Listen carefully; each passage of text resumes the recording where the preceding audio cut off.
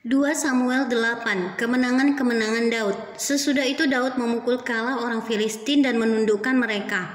Lalu Daud mengambil kendali pemerintahan atas ibu kota dari tangan orang Filistin. Dan ia memukul kalah orang Moab, lalu sambil menyuruh mereka berbaring di tanah, ia mengukur tempat mereka dengan tali. Diukurnya 2 kali panjang tali itu untuk mematikan dan 1 tali penuh untuk membiarkan hidup. Maka orang Moab takluk kepada Daud dan heran dan harus mempersembahkan upeti. Selanjutnya Daud memukul kalah Hadadezer bin Rehob Raja Zoba ketika ia pergi memulihkan kekuasaannya pada sungai Efrat.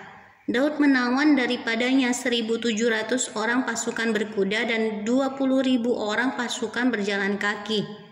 Lalu Daud menyuruh memotong urat keting segala kuda kereta, tetapi dengan meninggalkan 100 ekor kuda kereta. Lalu orang Aram dari Damsyik datang menolong Hadadezer, Raja Zoba. Tetapi dari antara orang Aram itu Daud menewaskan 20.000 orang.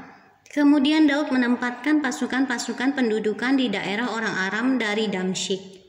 Orang Aram itu takluk kepada Daud dan harus mempersembahkan upeti. Tuhan memberi kemenangan kepada Daud kemanapun ia pergi berperang.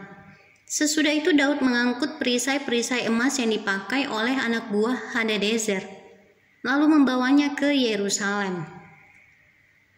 Dan dari Betah dan dari Berotai, yaitu kota-kotanya Hadadezer, Raja Daud mengangkut amat banyak tembaga. Ketika didengar Tou Raja Hamat bahwa Daud telah memukul kalah seluruh tentara Hadadezer, maka Tou mengutus Yoram anaknya kepada Raja Daud untuk menyampaikan salam dan mengucapkan selamat kepadanya, karena ia telah berperang melawan Hadadezer dan memukul dia kalah.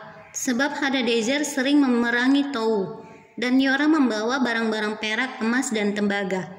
Juga barang-barang ini dikhususkan Raja Daud bagi Tuhan, bersama-sama perak dan emas yang berasal dari segala bangsa yang ditaklukkannya, yakni perak dan emas dari orang Aram, dari orang Moab, dari Bani Amon, dari orang Filistin, dari orang Amalek, dan dari jarahan yang dirampas dari Hadadezer bin Rehob, Raja Zoba. Demikianlah Daud mendapat nama, dan ketika ia pulang ia menewaskan 18.000 orang Edom di lembah Asin. Lalu ia menempatkan pasukan-pasukan pendudukan di Edom. Di seluruh Edom ditempatkannya pasukan-pasukan pendudukan, sehingga seluruh Edom diperbudak oleh Daud. Tuhan memberi kemenangan kepada Daud kemanapun ia pergi berperang.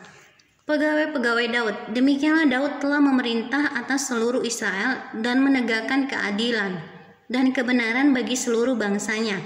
Yoab anak Zeruya menjadi panglima. Yosafat bin Ahilud menjadi bendahara negara. Zadok bin Ahitub dan Ahimelek bin Abiatar menjadi imam.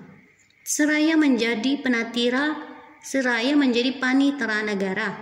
Benaya bin Yoyada menjadi panglima orang Kreti dan orang Pleti, dan anak-anak Daud menjadi imam.